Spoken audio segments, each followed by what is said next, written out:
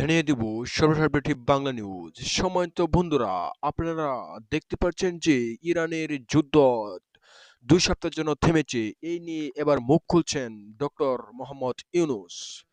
Doctor Mohammad Yunus কি বলছেন এই যুদ্ধ নিয়ে? আসুন জেনে নেই বিস্তারিত।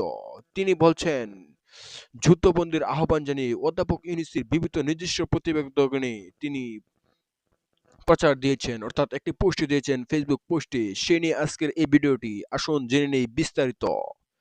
মধ্যপ্রাচ্যে চলমান যুদ্ধের অবসান ঘটাতে এখনো জরুরি ও কার্যকর পদক্ষেপ নিতে বিশ্ব নেতাদের প্রতি আহ্বান জানিয়েছেন বাংলাদেশের অন্তর্বর্তী সরকারের সাবেক প্রধান উপদেষ্টা ও শান্তিতে নোবেল বিজয়ী অধ্যাপক মোহাম্মদ ইউনূস। বুধবার বিকেলে এক বিবৃতি এই আহ্বান জানান তিনি। বিবৃতি ইউনূস সেন্টারের পক্ষ থেকে গণমাধ্যমে পাঠানো হয়েছে। বিবৃতিকে বলা হয়েছে, মধ্যপ্রাচ্যে চলমান যুদ্ধের অবসান ঘটাতে এখনই জরুরি ও কার্যকর পদক্ষেপ নেওয়ার জন্য আমি বিশ্ব নেতাদের প্রতি দৃঢ় আহ্বান জানাচ্ছি। ইতিমধ্যে যুদ্ধের ক্ষতি জর্জরিত বিশ্বকে এই চলমান সংঘাত আরও গভীর স্থিতিশীলতার দিকে ঠেলে দিচ্ছে। আমরা আজ মানবতার এক কঠিন পরীক্ষার মুখোমুখি, যেখানে বেসামরিক নাগরিক, বিশেষ করে শিশুরা প্রাণ হারাচ্ছে, বাড়িঘর, হাসপাতাল, শিক্ষা প্রতিষ্ঠান ধ্বংস হচ্ছে এবং মানুষের মৌলিক চাহিদাগুলো উপেক্ষিত হচ্ছে।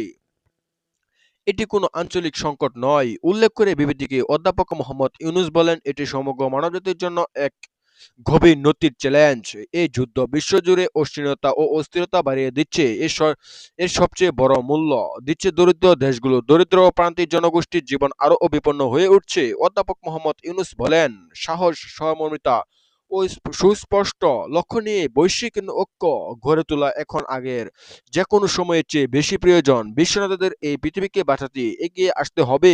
আন্তর্জাতিক আইন সমুন্নত রাখতে দৃঢ় ও কার্যকর পদক্ষেপ নিতে হবে। সামরিক উত্তেজনার পরিবর্তে কূটনৈতিক সংলাপ অগ্রাধিকার দিতে হবে। বহুপক্ষীয় সহযোগিতা জোরদার করতে হবে। মধ্যপ্রাচ্যের সংকট কেবল ভূরাজনীতিতে বা ক্ষমতার প্রতিযোগিতায় নয়, এটি মানব সভ্যতার ভবিষ্যতের প্রশ্ন বলে উল্লেখ করেন অধ্যাপক মোহাম্মদ ইউনূস।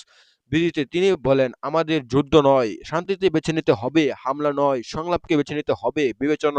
বিভাজন নয়, ঐক্যকে বেছে নিতে হবে। গত 28শে ফেব্রুয়ারি যুক্তরাষ্ট্র ইসরায়েলের যৌথভাবে ইরানে হামলা শুরু করে টানা 39 দিন যুদ্ধ চলার পর বাংলাদেশের সময় বুধবার ভোরে 2 সপ্তাহের যুদ্ধবিরতিতে ঘোষণা দিয়েছেন যুক্তরাষ্ট্রের প্রেসিডেন্ট ডোনাল্ড ট্রাম্প।